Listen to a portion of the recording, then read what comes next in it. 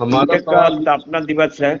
ऐसे समय में हमें याद आता है कि इंदिरा जी ने कोयला खान का राष्ट्रीयकरण किया 17 अक्टूबर 1971 को।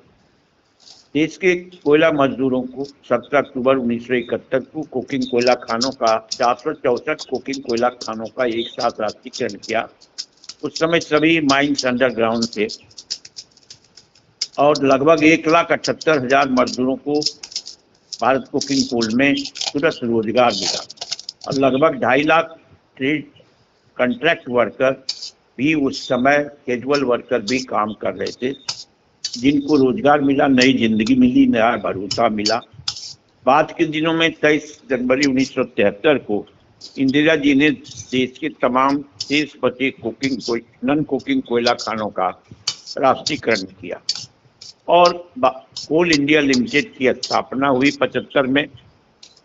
देश ने एक नया इतिहास बनाया, एक नए पब्लिक सेक्टर जिसमें 7.5 लाख लोगों को इंदिरा जी के एक हस्ताक्षर से रोजगार मिला।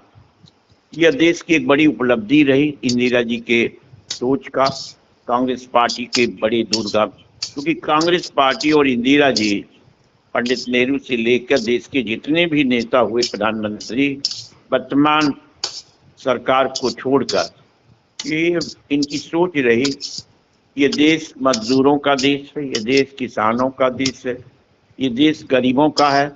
आर्थिक असमानता दूर करनी होगी, गरीबी दूर करनी होगी, बेरोजगारी दूर करनी होगी, महंगाई दूर करनी होगी और इनके पेट की समस्या का हल करना होगा, रोजगार का हल करना, गरीबों के जीवन में एक नई खुशियां, तभी आजाद भारत का सपना साकार हो सकता है। और उसके लिए बैंकों के भी राष्ट्रीयकरण किए गए। लगभग 4 लाख लोगों ने बैंक राष्ट्रीयकरण के बाद नौकरी पाई इंदिरा जी के एक दस्तखत से। लेकिन आज जो हालात और परिस्थितियां हैं, वर्तमान हमारी जो भाजपा सरकार है, इस सरकार ने इतिहास के चक्र को उल्टा घुमाने का काम किया है। और आप जानकर आश्चर्यचकित होंगे कि अभी जो 2019 में जब देश कोविड-19 से सफर कर रहा था, संकट से गुजर रहा था, देश लॉकडाउन था, प्रधानमंत्री के एक आग्रह पर लगभग पूरा देश लगभग 3 हफ्ते 1 महीने तक लॉकडाउन रहा। मजदूरों ने शहादत दी, सैकड़ों मजदूर पांव पैदल चले अपने घर की ओर, लोग मौत के शिकार हुए और कोयला खान के मजदूरों ने, रेल बंद था, सड़क बंद था, सब चीज बंद था, कोयला खान के मजदूरों ने विपरीत परिस्थिति में लॉकडाउन के समय भी देश की ऊर्जा को एक शक्ति देने के लिए, देश की ऊर्जा को चलाने के लिए, देश के थर्मल पावर प्लांट को चलाने के लिए, देश की बिजली को बरकरार रखने के लिए और दिल्ली से लेकर देश का हर कोना अंधेरा ना हो, इसके लिए निर्भीकता से, निडरता से, निष्पक्षता से, बहादुरी से, ईमानदारी से हर संकट को अपने ऊपर लेते हुए राष्ट्र हित में सेना की तरह लड़ने का काम किया और कोयला उत्पादन करने का काम किया। यह एक अपने आप, लेकिन उस समय भी भारत की सरकार ने, हमारी भाजपा सरकार ने इंडियन लेबर जितने हमारे कानून थे उसको बदल दिया, लगभग 44 कानून को, लेबर लॉज को, और 4 लेबर कोड लाया गया, जिसको हमने वर्षों संघर्ष के बाद पाया था। और अभी इस लेबर कोड को जबरदस्ती देश में लागू करने का प्रयास किया गया। ये लेबर कोड एंटी नेशनल है, ये लेबर कोड एंटी वर्कर है, ये लेबर कोड एंटी इंडस्ट्री है, ये लेबर कोड मजदूरों की जिंदगी को दहशत में डालने, मजदूरों की जिंदगी को स्लो पॉइजन देकर एक मौत के कगार पर, उनको आर्थिक कंगाली के रास्ते पर ले जाने का एक रास्ता है। सरकार ने कोई संवाद नहीं किया, हमारी तमाम सेंट्रल ट्रेड यूनियन ने, इंटेक ने इसकी अगुवाई भी की, उसकी अध्यक्षता में बैठक हुई। देश के तमाम श्रमिक संगठनों के प्रति, मजदूरों के प्रति हम आभार प्रकट करते हुए बहादुरी और ईमानदारी से इस आवाज को उठाने का काम किया। लेकिन वर्तमान भाजपा सरकार संवाद में विश्वास नहीं करती। और संवादहीनता के कारण हमारे इन तमाम लोकतांत्रिक शक्तियों को, लोकतांत्रिक अधिकारों को दमन कर दिया गया। हमारी छटनी का अधिकार सरकार ने एम्प्लॉयर को दे दिया। हमारे लेबर ट्रेड यूनियन बनाने के अधिकार को प्रतिबंधित कर दिया।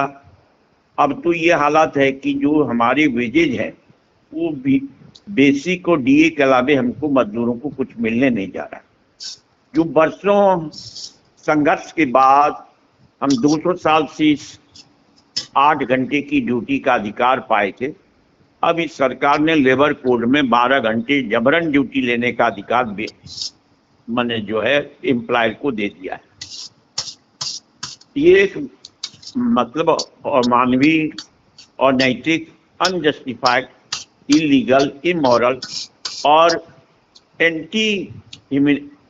मानवीय एंटी लेबर हमारा जो है गवर्नमेंट का स्टेप है। मजदूरों में काफी असंतोष, आक्रोश है। अभी आपने देखा होगा बरौनी खाद कारखाने में, नोएडा के सैकड़ों इंडस्ट्रीज में, हमारे यूपी में निर्माण विभाग में, कंस्ट्रक्शन विभाग में, पोर्ट के मजदूरों ने, बम्बई में टैक्सी ट्रक के ड्राइवरों ने, ट्रांसपोर्ट के मजदूरों ने, इसका रेलवे के कर्मचारियों ने इसका जबरदस्त विरोध किया।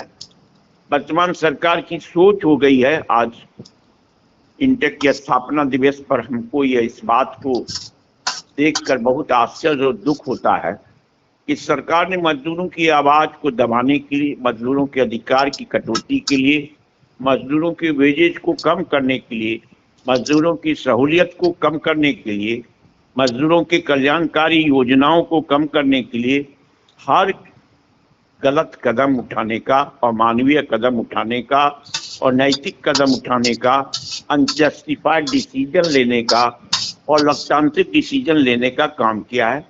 इससे मजदूरों में दुख है। ये देश सबों का है, ये देश मजदूरों का भी है, देश किसानों का भी है, ये देश गरीबों का भी है, ये देश पूंजीपतियों का भी है, व्यापारियों का भी है। हम किसी के अधिकार, हक को मारना नहीं चाहते, लेकिन हमारे हक की बात हो, मजदूरों की आवाज भी उठे। हमारी यूनियन राष्ट्रीय कुलरी मजदूर यूनियन, जिसके निर्माता पंडित बिंदेसी दुबे, रामनारायण शर्मा, कांति मेहता, बीपी सिन्हा, राजेंद्र बाबू जैसे मजबूत दिवंगत नेता रहे, जिन्होंने बराबर हमें ये सिखाया, बराबर ये हमारा संकल्प रहा कि जब भी मजदूरों की आवाज को दबाने का काम होगा, हम मजदूरों की आवाज को उठाने का काम करें। इसी बेरोजगारी और महंगाई ने गरीबों को मजबूर कर दिया है। आज जो है इलीगल माइनिंग शुरू हो गया है, कोयला चोरी शुरू हो गया है, और हम एक दूसरे पर आरोप लगाने में नहीं, हम ये मानते हैं सरकार की नीतियां इसके लिए जवाबदेह है।